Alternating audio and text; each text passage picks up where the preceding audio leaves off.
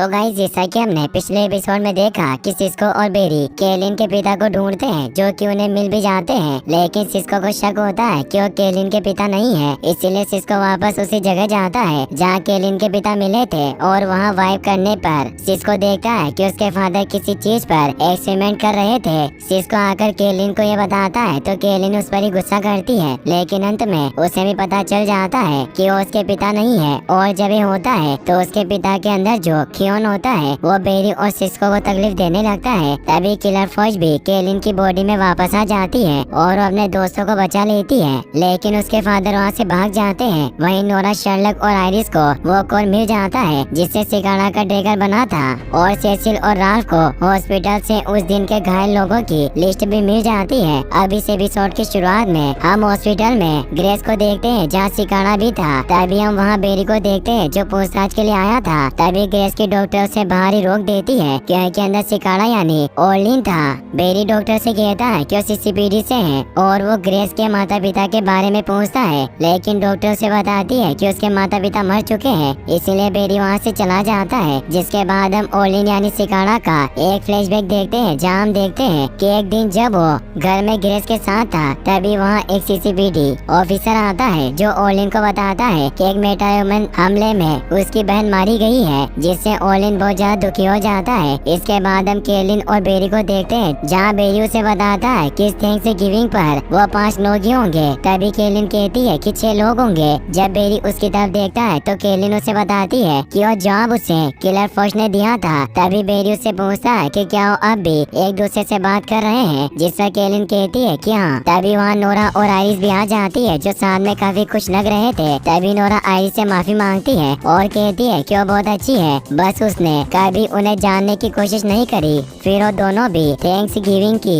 बातें करने लगते हैं। वहीं दूसरी तरफ हम सिकाना को देखते हैं जो घर वापस आ गया था। वो उसी लेडी डॉक्टर को कॉल करके पूछता है कि क्या सीसीपीडी वाला कोई वापस आया। डॉक्टर कहती है कि नहीं। आगे लेडी डॉक्टर सिकाना को ग्रेस से दूर रहने क्यों कहती है क्योंकि सीसीपीडी वाले कभी भी वापस आ सकते थे। सिकाना लेडी डॉक्टर से कहता है कि मैं ग्रेस से दूर रहूं। तभी हमें सिकाना का एक और फ्लैशबैक दिखाया जाता है जहाँ फोन पर किसी से कह रहा था कि उसे ग्रेस के साथ नहीं रहना। और ये बात ग्रेस भी सुन लेती है, लेकिन वो कहती है कि उसे ब्रेकफास्ट चाहिए। और हम देख पाते हैं कि सिकाना के पास घर में कुछ भी खाने को नहीं होता। वो फ्रिज से कुछ निकालता है और ग्रेस से कहता है कि वो जल्दी कुछ अच्छा खाने को लाएगा। इसके बाद हम शर्लक और सिस्को को साथ देखते हैं जहाँ सिस्को शर्लक को थैंक्सगिविंग के बारे में बता रहा था। सिस्को कहता है कि उस दिन छुट्टी होती है और सभी साथ मिलकर खाना खाते हैं। ये सुनकर शर्लक कहता है कि फिर इस दिन में और बाकी दिनों में अंतर क्या है। तभी वहाँ केलिन आ जाती है और उन दोनों से पूछती है कि उन दोनों के बीच क्या बात हो रही है। शर्लक कहता है कि सिस्को मुझे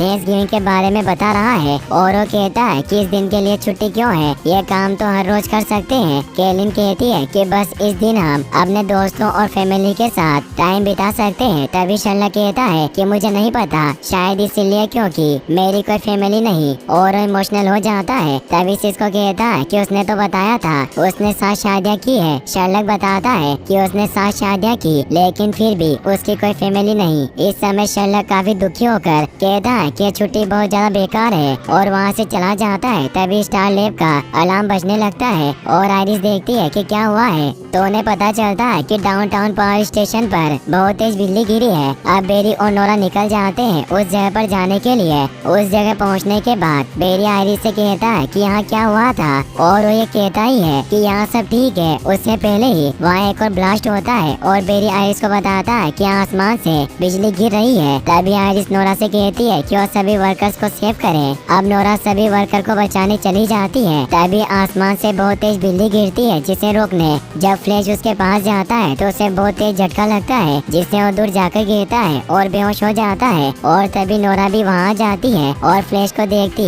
और तेजी से चिल्लाती है और फ्लैश को उठाने की कोशिश करती है, लेकिन वो नहीं उठता तो नोरा रोने लगती है और देखती है कि फ्लैश की सांसें रुक चुकी थी। तभी नोरा केलिन के कहने पर अपने हाथों से फ्लैश को सीने पर बिजली के झटके देती है, लेकिन फ्लैश नहीं उठता, जिससे नोरा बहुत परेशान हो जाती है। वहीं केलिन, आयरिस और सिस्को कंप्यूटर पर फ्लैश के सूट के जरिए उसकी धड़कन देख पा रहे थे, लेकिन फ्लैश की धड़कन नहीं चल रही थी। केलिन कहती है कि शायद हमने उसे खो दिया, लेकिन नोरा नहीं रुकती और फ्लैश को बहुत तेज झटका देती है, जिससे फ्लैश की धड़कनें वापस चालू हो जाती है और अचानक से उड़ जाता है। और सभी कंप्यूटर में देखते हैं कि फ्लैश की धड़कनें वापस आ गई थी, जिससे अब सभी राहत की सांस लेते हैं। वहीं नोरा फ्लैश के उठने के बाद भी बहुत रो रही थी, क्योंकि वो अपने डेट को दोबारा खोना नहीं चाहती थी और उन्हीं के लिए वो यहाँ आई थी। इसके बाद बेरी और नोरा वापस स्टार ले आते हैं, जहाँ नोरा इस बात पर गुस्सा करती है कि उसके डेट उस बिजली के सामने आई क्यों। आयरिस नोरा को समझाती है कि अगर वो कोर फट जाता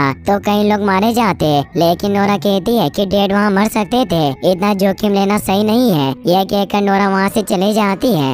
इसके बाद बेरी सभी से पूछता है कि वो तूफान आखिर आया कहाँ से था। सिस्को कहता है कि तूफान का कुछ मिनट्स के लिए आना और चले जाना ऐसा नहीं होना चाहिए। तभी केलिन कहती है कि शायद किसी मेटाह्यूमन का काम है, क्योंकि इससे पहले भी वो लोग वेदर कंट्रोल करने वाले मेटाह्यूमन से लड़ चुके थे। तभी आयरिस कहती है कि मार्क मार्डन तो आयरन हाइट्स में बंद है। तभी बेरी कहता है कि हमें पता करना होगा, इसलिए आयरिस और बेरी आयरन हाइट्स के लिए निकल जाते हैं। अब स्टार लैब में सिस्को और केलिन बसते हैं, जो शर्लक के पास जाते हैं जो पेंटिंग कर रहा था। केलिन शर्लक से कहती है कि उसकी फैमिली नहीं, लेकिन वो फ्लैश टीम का हिस्सा है, इसीलिए उसकी फैमिली हुई। इसलिए वो शर्लक को थैंक्सगिविंग के लिए इनवाइट करते हैं, लेकिन शर्लक उन्हें मना करते हुए कहता है कि उसके पास कोई कारण नहीं ये सब करने का। साथ ही शर्लक केलिन को कहता है कि वो कैसे खुश हो सकती है, उसके फादर अभी मिसिंग है। और उस सिस्को को भी बोलता है कि तुम्हारे पास भी कोई कारण नहीं है ये सब करने का। साथ ही शर्लक सिस्को को उसके पिछले साल की बातें बताता है कि उसका दिल टूटा था और सिकारा ने उसकी पाँव छीन ली थी और उसे अपने मरने का नकली नाटक करना पड़ा। शर्लक कहता है कि मुझे भी कहीं डिवोर्स मिले,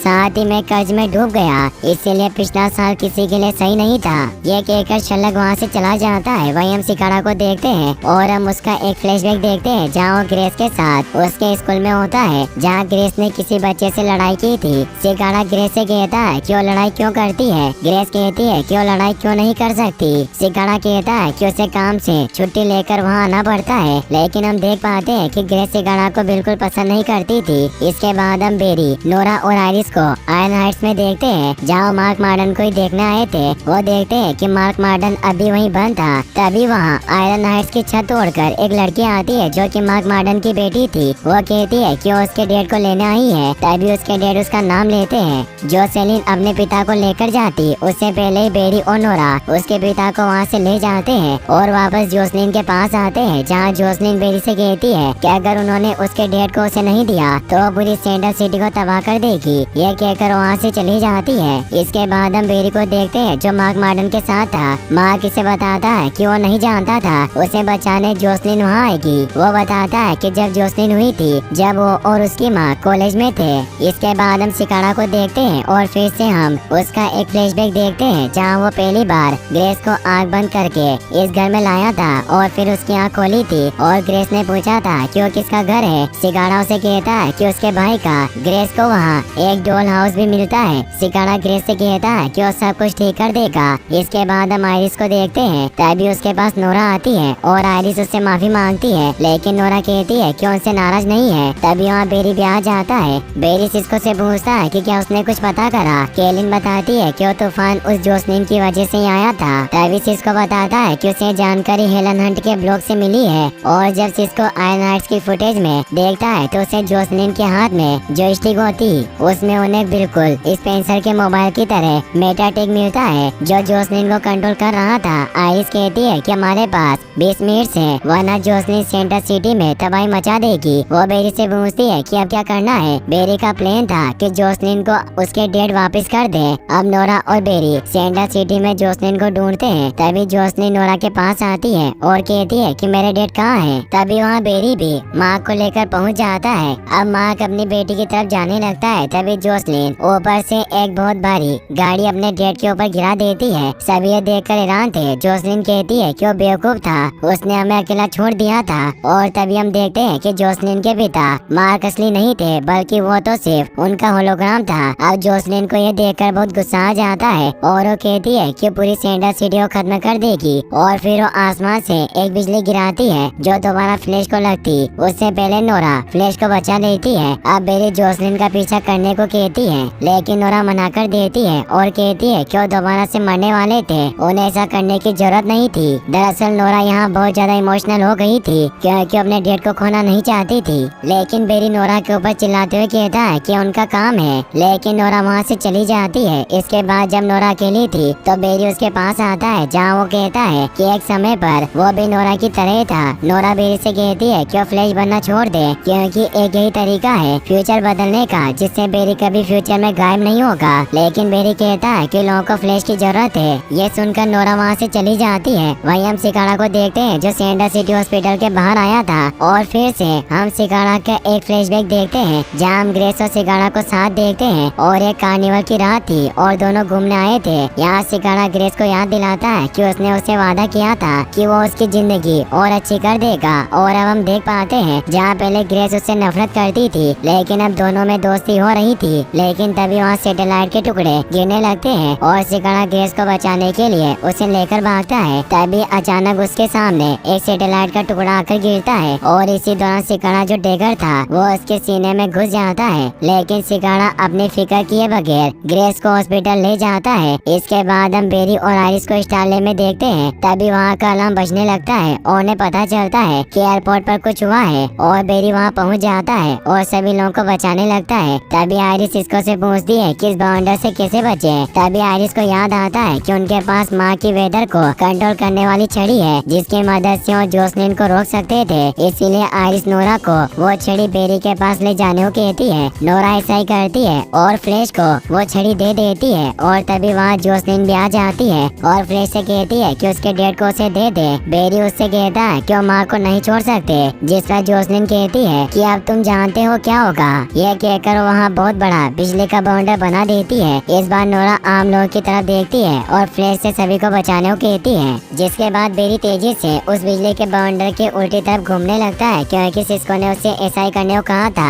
अब फ्लैश अपनी पूरी ताकत लगा देता है और बहुत तेजी से बाउंडर के चारों तरफ घूमने लगता है, जिससे बाउंडर कम होने लगता है। और अंत में फ्लैश माँ की छड़ी से जोसलिन के ऊपर हमला करता है, जिससे वहाँ बहुत तेज ब्राइटनेस हो जाती है और नोरा डर जाती है क्योंकि बेरी और जोसलिन दोनों ही नहीं दिख रहे थे। तभी वो धुएं में से बेरी को आता हुआ देखती है, जिसने जोसलिन को पकड़ लिया था। अब नोरा भागती हुई जाकर बेरी को गले लगा लेती है। इसके बाद हम स्टारले में देखते हैं जहाँ आइरिस बेरी को बताती है कि केलिन और सिस्को थैंक्सगिविंग पर नहीं होंगे। बेरी पूछता है लेकिन क्यों। तभी हम सिस्को, केलिन और शर्लक को देखते हैं जो साथ बैठकर ड्रिंक कर रहे थे। तभी ड्रिंक करते वक्त केलिन किलर फोर्स में बदल जाती है और कहती है कि उसे थैंक्सगिविंग बनाना है क्योंकि उसने ज्यादा समय बेहोशी में बिताया है। जिस पर शर्लक और सिस्को ड्रिंक करते हुए हंसने लगते हैं और किलर फोर्स वहाँ से चली जाती है। इसके बाद हम आइरिस और बेरी को देखते हैं जो टेबल पर खाना लगा रहे थे। वहीं अब सब आ जाते हैं जहाँ सबके बाहर जाने पर बेरी नोरा से बात करता है, जहाँ नोरा बेरी से कहती है कि वो गलत थी। जिसके बाद सभी बैठकर डिनर करते हैं। इसके बाद हम सिकाड़ा को देखते हैं जो ग्रेस के लिए फूल लेकर आया था, लेकिन वो लेडी डॉक्टर से कहती है कि उसे वहाँ नहीं आना चाहिए था। जिस पर सिकाड़ा कहता है कि आज थैंक्सगिविंग है और मैं अपनी फैमिली के पास आया हूँ, इसलिए डॉक्टर भी उसे नहीं रोकती। जब सिकाड़ा अंदर जाता है तो हम फिर से सिकाड़ा का एक फ्लैशबैक देखते हैं। जिस दिन सैटेलाइट के टुकड़े गिरे थे उस दिन न्यूज पर फ्लैश को दिखाया जा रहा था, ये बोलकर कि उसने कई लोगों की जान बचाई और लोग उसे हीरो समझ रहे थे। वहीं सिकाड़ा हॉस्पिटल में ग्रेस का हाथ पकड़कर ये सब देख रहा था और इससे उसे बहुत गुस्सा आता है। तभी सिकाड़ा का डेगर उसके पास उड़ता हुआ उसके हाथों में आ जाता है और इसी गुस्से के कारण वो मेटा ह्यूमन में बदल गया था। और तभी उसने ग्रेस से वादा किया कि और मेटा ह्यूमन को खत्म कर देगा। इसके बाद हम स्टारलैब का सीन देखते हैं जहाँ शर्लक कहता है कि थैंक्सगिविंग पर सभी अपनी फैमिली से मिलते हैं, इसीलिए उसने सिस्को से हॉस्पिटल के सीसीटीवी कैमरों की फुटेज देखने को कहा। और हम देख पाते हैं कि वो वहाँ